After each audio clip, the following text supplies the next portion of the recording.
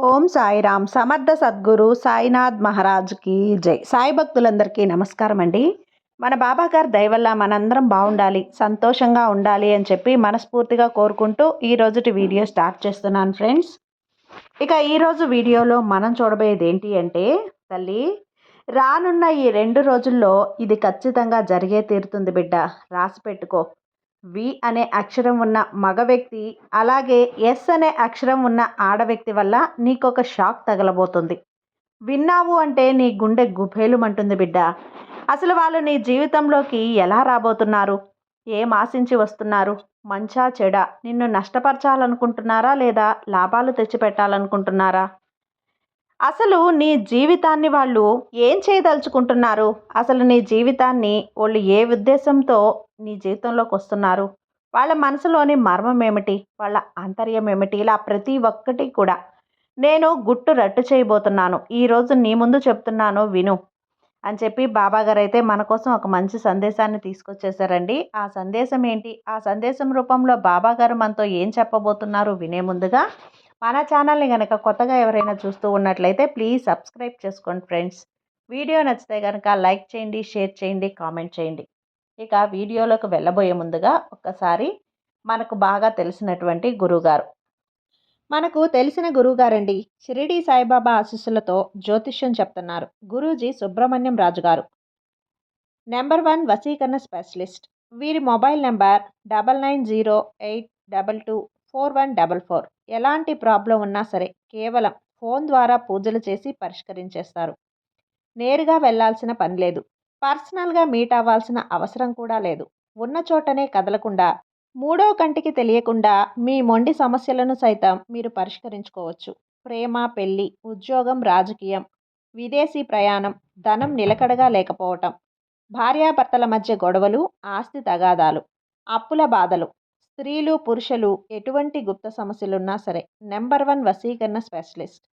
మీ మీద, మీ ఇంటి మీద చెడు ప్రయోగం జరిగినా, చేసి ఉన్నా కూడా నరదృష్టి, నరగోష్ట, సంతాన సమస్యలు, భార్యాభర్తల మధ్య, లవర్స్ మధ్య అనుమానాలున్నా, అపార్థాలున్నా, థర్డ్ పర్సన్ ఉన్నా సరే, అత్తాకోడళ్ళ మధ్య సఖ్యత లేకపోయినా ప్రతి ఒక్క ప్రాబ్లంకి చక్కటి సొల్యూషన్ ఇస్తున్నారండి.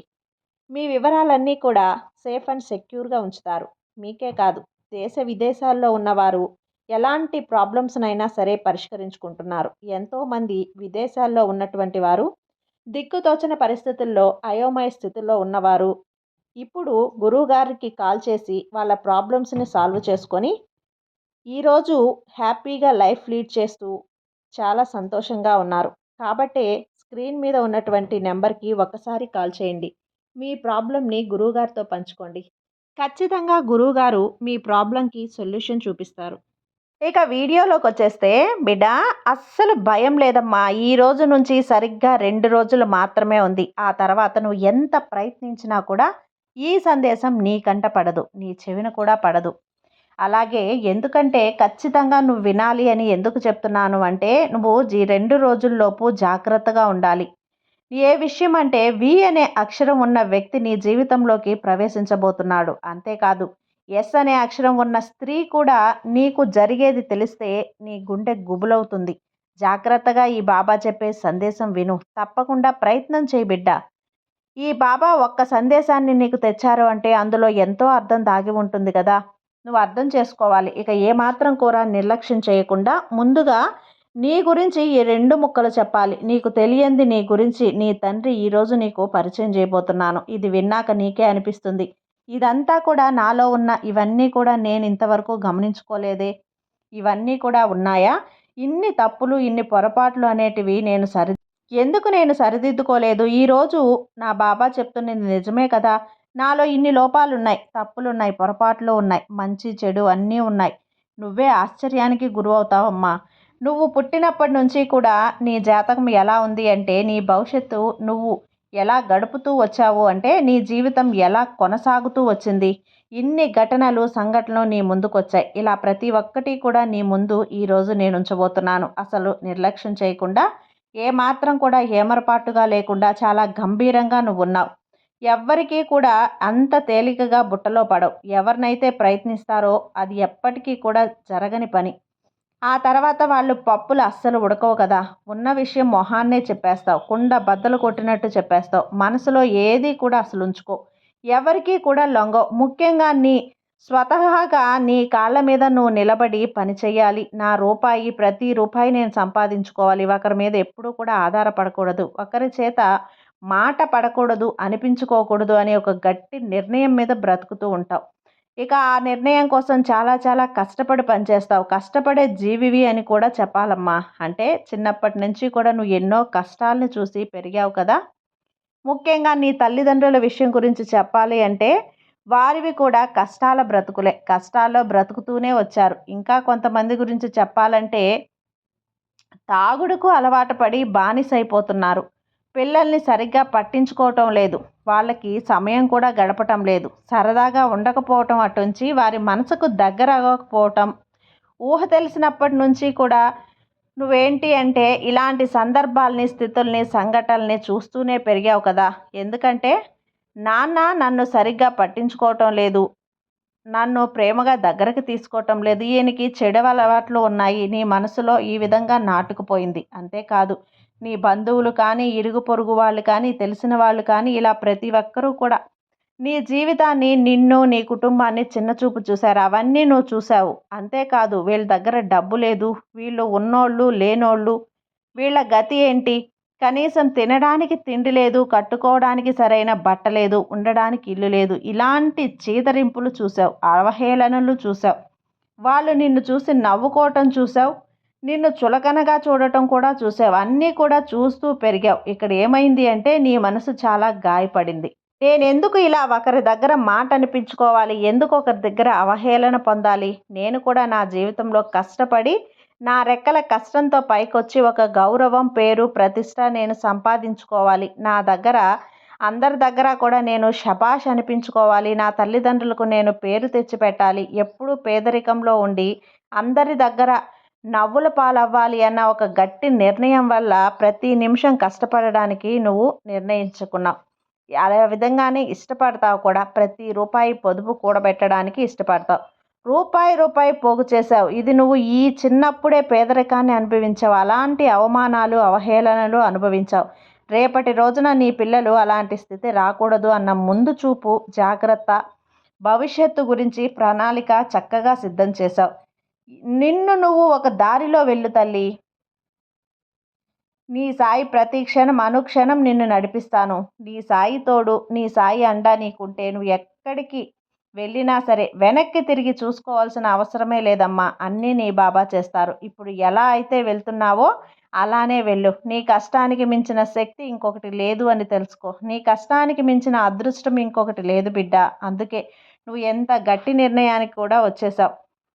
ఎంత బాగా చదువుకోవాలి, బాగా సంపాదించాలి, నా కుటుంబాన్ని బాగా చూసుకోవాలి, రూపాయి రూపాయి అనవసరపు ఖర్చులు పెట్టకుండా కూడబెట్టాలి, ప్రతి రూపాయిని కూడా నా ఎదురు దానికి ఉపయోగించాలి అన్న సరైన దారిలో నువ్వు వెళ్తూ ఉన్నావు. అయితే నీ భవిష్యత్తుకి ఒక అద్భుతమైన పూల దారిలా మారబోతుందమ్మా. కొద్దిగా కొన్ని కోరికల్ని, ఆశల్ని అన్నీ చంపుకొని వెళ్తూ కూడా ముందు రోజుల్లో ఎంత సుఖ సంతోషాల్ని అనుభవిస్తున్నావు. నీ బిడ్డలకి ఒక అద్భుతమైన జీవితాన్ని ఇస్తావు. నీకొక్క రోజుకి మేలు చేస్తుంది బిడ్డ. నువ్వు ఇప్పుడు ఓర్చుకొని పడిన కష్టాలు, ఎదుర్కొన్న అవమానాలు అన్నీ కూడా రేపటి రోజుకి నీ పొలబాటికి ఇవన్నీ కూడా దారులుగా మారుతాయి. నువ్వు మార్చుకుంటున్నావమ్మా. కాబట్టే ఇది నీ దారిలో వెళ్తూ ఉంది. కష్ట సుఖాల మధ్యలో నలిగిపోయి కొన్ని కోరికల్ని, కొన్ని ఆశల్ని కూడా చంపేసుకొని, కొన్ని అవమానాల్ని పొందుతూ నువ్వు వస్తూ ఉన్నావు. కానీ ఇక్కడంతా కూడా ఆత్మాభిమానాన్ని తగ్గించుకోలేదు. నువ్వు చంపుకోలేదు. ఇలా పెరిగినప్పటికీ కూడా నీకంటూ కొన్ని నిర్ణయాలనేవి నువ్వు సొంతం చేసుకుంటున్నావు. ఏంటి అంటే ఎవరి మీద లొంగకూడదు. నా కుటుంబానికి ఆత్మగౌరవం చాలా ముఖ్యం. నా గౌరవాన్ని కించపరిచే విధంగా ఎవరు మాట్లాడినా ఊరుకోవు. ఒకరి కింద లొంగాల్సిన అవసరం లేదు. నాకేం తక్కువ? నేను కష్టపడుతున్నాను. నా రెక్కల కష్టం ఉంది. నా తెలివితేటలు ఉన్నాయి. నేను డబ్బు సంపాదించుకుంటున్నాను. సంపాదించుకోగలను అన్న ఒక ఆత్మస్థైర్యం, ఒక పట్టుదలతోటి నువ్వు ముందుకు వెళ్తున్నావు. ఇది చాలా చాలా లాభంగా మారుతుంది. చెప్పాలంటే ఇది లాభదాయకంగా ఉంటుంది. ఎందుకంటే నీకున్న ఆ పట్టుదల వాటితో నువ్వు ముందుకు వెళ్తూ ఉన్నావు. ఇది చాలా చాలా లాభంగా మారుతుందమ్మా. చెప్పాలంటే చాలా లాభదాయకంగా కూడా ఉంటుంది. ఎందుకంటే నీకున్న ఆ పట్టుదల కానీ, లేదా ఆ కృషి కానివ్వు, నీకున్న తెలివితేటలు కానీ, ఇవన్నీ కూడా చాలా ఎక్కువగా ఉన్నాయి. ఎప్పుడు నువ్వు ఏ సమయంలో ఎలా చేస్తే నీ జీవితం బావుంటుంది, ఎక్కడ నీకు లాభాలొస్తాయి, ప్రతి రూపాయి కూడా ఆచితూచి ఖర్చు పెడతావు. పెట్టిన ప్రతి చోట రూపాయి లాభాలు తీసుకోవటానికే ప్రయత్నిస్తావు. కానీ ఎప్పుడూ ఒకరికి నాశనం అనేది నువ్వు చెయ్యవు. అలా ఆలోచన కూడా నీకు రాదు. ఎవ్వరి చెడు కోరుకోవు. అందరూ బావుండాలి. నేను నా జీవితంలో ఎలా ఎదుగుతున్నానో అందరూ కూడా అలా ఎదగాలి అన్న ఆలోచనలతో ఉంటావు. ఏదైనా సరే సాయం చేయాల్సిన పరిస్థితి వస్తే మాత్రం ముందడుగులోనే ఉంటావు. ఎప్పుడు కూడా ఒకరికి నష్టాన్ని కలిగించాలి అన్న ఆలోచన రాదు. ఎవరిని నష్టపరచాలి అన్న ఆలోచన నీకు అస్సలు రాదు. ఎప్పుడూ కలలో కూడా ఆలోచించవు. నీకున్నటువంటి మంచి మనసుకు నీ సాయి కూడా ఎప్పుడూ నీకు చేయూతని అందిస్తూనే ఉంటాను. కాబట్టి బిడ్డా, అటు ఇటు నీ ఆనందానికి కానీ, నీ తెలివితేటలకు కానీ, మంచితనానికి కానీ, అటు నలుగురిలో మాట్లాడేటప్పుడు నీ మాట తీరుకు కానీ, ఎక్కడ మాట్లాడాలి, ఎక్కడ మాట్లాడకూడదు, అలాగే ఎక్కడ ఎంతవరకు ఉండాలి, ఎక్కడ తగ్గాలి, ఎక్కడ నెగ్గాలి, ఎవరిని ఎంతవరకు ఉపయోగించుకోవాలి, అవసరం లేని వ్యక్తులతో ఏ విధంగా నడుచుకోవాలి, ఇలా చెప్పుకుంటూ పోతే నీ జీవితంలో నువ్వు పెట్టుకున్న నిర్ణయాలు ఉన్నాయి చూడు, అవి ఎంతో అంటే ఎంతో గొప్పగా అద్భుతంగా ఉంటాయి. ఎందుకంటే నీకు మంచిగా చెప్పుకోదగ్గ అంత గొప్ప విషయం నీ దగ్గర ఉంది బిడ్డ. చెప్పాలంటే చాలా తెలివితేటలు కూడా నీకు అమోఘంగా ఉన్నాయి. ఇక నీ జీవితంలోకి ప్రవేశించబోతున్న వ్యక్తి ఎవరు అంటే వి అనే అక్షరం ఉన్న వ్యక్తి అయితే నీ జీవితంలోకి ప్రవేశించబోతున్నాడు. ఈ వి అనే వ్యక్తి ఏ విధంగా ప్రవేశించబోతున్నాడు అన్న మాటకొస్తే, ముఖ్యంగా అమ్మాయిలైనా కానీ ఇంతవరకు కూడా పెళ్ళి కనుక జరగకపోతే వివాహ ప్రయత్నాలు, సంబంధాలు చూస్తూ ఉంటే గనక ఇక ఈ వి అనే అక్షరం ఉన్న వ్యక్తి నీ జీవితంలోకి ప్రవేశించబోతున్నాడు.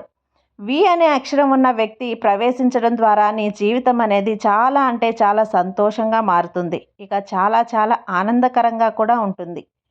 దేనికి కూడా లోటు అనేదే ఉండకుండా నీ జీవితం పచ్చగా 3 పువ్వులు 6 కాయల్లాగా ఉంటుందమ్మా. నీ జీవిత భాగస్వామి అనే కాకుండా ముఖ్యంగా నీ స్నేహితులకు చెందిన వాళ్ళు కానీ, లేదంటే నువ్వు ఉద్యోగం చేసే చోట కానీ, నీ ఇంటి దగ్గర ఉండే ఇరుగు పొరుగు వాళ్ళు కానీ రావచ్చు. ఇలా ముఖ్యంగా వ్యాపారం చేసే దగ్గరైనా కానీ, లేదంటే ఏ వృత్తిలోనైనా సరే, ఇక ఏ పని చేస్తున్నా దగ్గరైనా కానివ్వు, ఈ వి అనే అక్షరం ఉన్న వ్యక్తి నీ యొక్క జీవితంలోకి ప్రవేశించబోతున్నారు. ఇక నీ యొక్క జీవితంలోకి ప్రవేశించడం వల్ల వీళ్ళకి చాలా వరకు అంటే చాలా లాభాలే తప్ప ఎలాంటి నష్టాలు ఉండవు. ఇంత చెప్పినప్పటికీ కూడా ఈ రోజుల్లో మనుషులను గుడ్డిగా నమ్మేయటం కూడా అంత మంచిది కాదమ్మా. కాస్త జాగ్రత్తగా ఉండు. ఎంత మంచి వాళ్ళు అయినప్పటికీ కూడా జాగ్రత్త ఉండాలి. ఎందుకంటే పైకంతా మంచితనం అనే ముసుగులో నవ్వుతూ తేనె పూసిన కత్తుల్లాగా ఉండి తడిగుడ్డతో గొంతు కోసే రకాలు కూడా చాలామంది ఉంటారు. మంచిగా ఉన్నారు కదా అని చెప్పి నీ జీవితానికి సంబంధించిన రహస్యం అంతా గుట్టు రట్టు విప్పి వాళ్ళ ముందు ఉంచకు. వాళ్ళని నమ్మకు. ఎవ్వరికీ కూడా నీ సొంత విషయాలు చెప్పకు. నీ బలం బలహీనతల గురించి పంచుకోకు. నీ మీద పూర్తిగా ఆధారపడి బ్రతకడం ఇలాంటివైతే మాత్రం అస్సలు చేయకు. అమ్మా, వారి మీద, ఎదుటి వాళ్ళ మీద పూర్తిగా ఆధారపడి బ్రతకడం లాంటివి నువ్వు చేయకూడదు. ఎందుకంటే ప్రతిదీ కూడా వాళ్ళ దోసిట్లో పోసేయకు. నీ జీవితం గురించి సంబంధించిన ప్రతి విషయం కూడా ఎంత మంచి వాళ్ళైనా సరే ఎవరితో కూడా ఎంతవరకు ఉండాలో అంతవరకే మాట్లాడు. ఒక మాటను ఎంతవరకు నువ్వు నిలపాలి, కొనసాగించాలి, ఇవి తెలుసుకో తల్లి. అప్పుడైతే ఈ వి అనే అక్షరం ఉన్న వ్యక్తి వల్ల నీకు లాభమే ఉంది కానీ నష్టం అయితే లేదు. జాగ్రత్తగానే ఉండులే. ఎందుకంటే ఇది ఆత్మగౌరవాన్ని మాత్రం తగ్గించకుండా నువ్వు మంచిగా ఉంటేనే బాగుంటుంది కదా. ఇక అదే విధంగా బిడా, ఎస్ అనే అక్షరం ఉన్న వ్యక్తి అంటే స్త్రీ ద్వారా నీకు మంచి జరగబోతుంది. ఇక్కడ ఎస్ అనే అక్షరం ఉన్న స్త్రీ మీ తల్లిదండ్రుల్లో కావనొచ్చు, స్నేహితులైనా, బంధువులైనా, ఎవరైనా కానీ ఎస్ అనే అక్షరం ఉన్న స్త్రీ నీ మంచిని కోరుతుంది. నీకు మంచిగా జీవితంలో నువ్వు స్థిరపడే విధంగా ఉండాలి అని అనుకుంటారు. నువ్వు ఉద్యోగం చేస్తుంటే శాలరీ పెరగాలి అని చెప్పి, నీకు మంచిగా ప్రమోషన్ రావాలి, నువ్వు ఏదైనా వ్యాపారం చేస్తుంటే అందులో లాభాలు రావాలి అని చెప్పి మంచిగా అనుకుంటూ ఉంటారు. ఇక నిన్ను ఒక స్థానంలో మంచిగా ఉండాలి అని చెప్పి కోరుకుంటారు. నువ్వు ఒక స్థానంలో ఉంటే చూసే సంతోషపడి కోరుకుంటారు. నువ్వంటూ ఒక ఉన్నత స్థాయిలో ఉండాలి. ఎవరి కింద నువ్వు లొంగకూడదు. ఎవరి కింద నువ్వు చెయ్యి ఇక ఎస్ అనే అక్షరం ఉన్న వ్యక్తి నీ యొక్క అక్కా చెల్లెళ్ళలో లేదా స్నేహితుల్లో, బంధువుల్లో, నువ్వు పనిచేసే చోట ఎక్కడైనా ఉండొచ్చు. నీ ఆత్మీయులు కూడా కావచ్చు, నీ ఆప్తుల్లో కావచ్చు. ఇలా ఉంటారమ్మా. ఎందుకంటే ఎవరితోనైనా స్నేహం చేస్తేనే కదా అర్థమవుతుంది ఎవరు ఎలాంటి వాళ్ళు అని.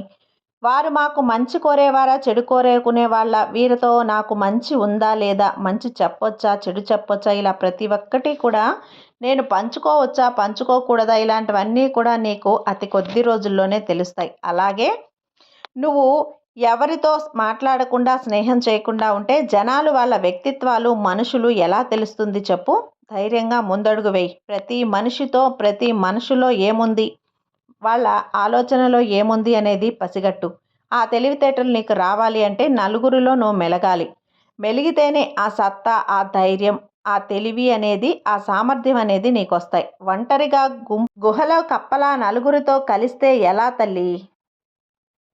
సమాజాన్ని చదవలేవు. నువ్వు పుస్తకాల్లో చదివే పాఠాల కన్నా సమాజంలో చదివే చదువే ఎక్కువగా ఉంటుంది. అదే నీకు జీవిత సత్యాలు ఎన్నో నేర్పుతుంది. ఎక్కడ, ఎప్పుడు, ఎవరితో ఎలా మెలగాలి, ఎంతవరకు మాట్లాడాలి, ఎంతవరకు మౌనంగా ఉండాలి, ఎక్కడ ఎలా నడుచుకోవాలి, ఎంత చెప్పాలి, ఎంత కావాలి, ఎక్కడ నవ్వాలి, ఎక్కడ ఏడవాలి, ఇలా ప్రతి ఒక్కటి కూడా నీకు తెలియాలి అంటే సమాజంలో జనద్రోహంలో ఉన్న జనసంద్రంలో పాల్పడాల్సిందే. నువ్వు ఈదాల్సిందే. ఈది గెలవాల్సిందే. ఒడ్డుకి రావాల్సిందేనమ్మా. ఇదే తినే కదా నువ్వు ఒక గజ ఈతగాడివి అని తెలుస్తుంది. కాబట్టి జనాల్లో కలవడం నేర్చుకో. స్నేహితులతో మెలగడం నేర్చుకో. ప్రతి ఒక్కరితో ఏ విధంగా మాట్లాడాలో తెలుసుకో అమ్మా. అదే విధంగా మసులుకో. అలా కాకుండా ఒంటరిగా దిగులుగా కూర్చొని నాకెవరూ లేరురా అని చెప్పి నువ్వు చెప్పుకుంటూ ఉంటే ఎలా చెప్పు? నీ బాబాని నేను చెప్తున్నాను కదా, ఇకనైనా నీ ప్రవర్తనని మార్చుకో. ఇప్పటికైనా కూడా నేను మోసపోయాను, ఎలా బాబా ఇక నలుగురిలో ఎలా మెలగాలి అనుకుంటున్నావా? అందుకే చెప్తున్నాను, కాస్త జాగ్రత్తగా ఉండు. ఎవరితోనూ ముందుగానే నీ మనసు మొత్తం విప్పివేయకు. నువ్వు కాస్త జాగ్రత్తగా ఎవరు ఎలాంటి వాళ్ళో తెలుసుకో. అలా తెలుసుకునే శక్తి, సామర్థ్యాలు నీలో ఉన్నాయి. వాటిని నువ్వు ముందు బయట పెట్టమ్మా. అలా కాకుండా నువ్వు అలానే కూర్చొని ఉంటే ఎలా చెప్పు? నీ తండ్రి ఎప్పుడూ నీకు తోడుగా ఉంటాను. నీ ప్రయత్నంలో ఎలాంటి లోటుపాట్లు ఉండవు. ఖచ్చితంగా నీ ప్రయత్నం నువ్వు చెయ్యి. నీ బాబా నీ వెంటే ఉండి నిన్ను నడిపిస్తూ ఉంటాడు కదా. అస్సలు అధైర్యపరకు. నలుగురిలో మెలగాలి. కుటుంబంలో జరిగే ఏ శుభకార్యానికైనా సరే వెళ్తూ ఉండు. నలుగురిని కలుసుకో. నీ బంధువులు, బంధుత్వాలు ఎక్కడెక్కడున్నారో తెలుసుకో. అందరి గురించి తెలుసుకుంటేనే కదా నువ్వేంటో, నీ మంచితనం ఏంటో అందరికీ తెలిసేది. ఇకనైనా ధైర్యంగా, ప్రశాంతంగా ఉండు. నీ సాయి తండ్రి ఎల్లవేళలా నీకు రక్షక కవచంలా ఉంటాడు. నీతోనే, నీతో పాటే, నీ నీడలా తిరుగుతూ ఉంటే ఇక నీకెందుకు చెప్పు భయం, దిగులు, భయం అవన్నీ కూడా వదిలిపెట్టేయమ్మా. నీ బాబా మీద నమ్మకంతో ఉండు తల్లి. నీకంతా మంచే జరుగుతుంది. నీ సాయి నీకు తోడుండగా నీకు భయం ఎందుకు చెప్పు? సర్వే జన సుఖినో భవంతు. జై సాయిరాం.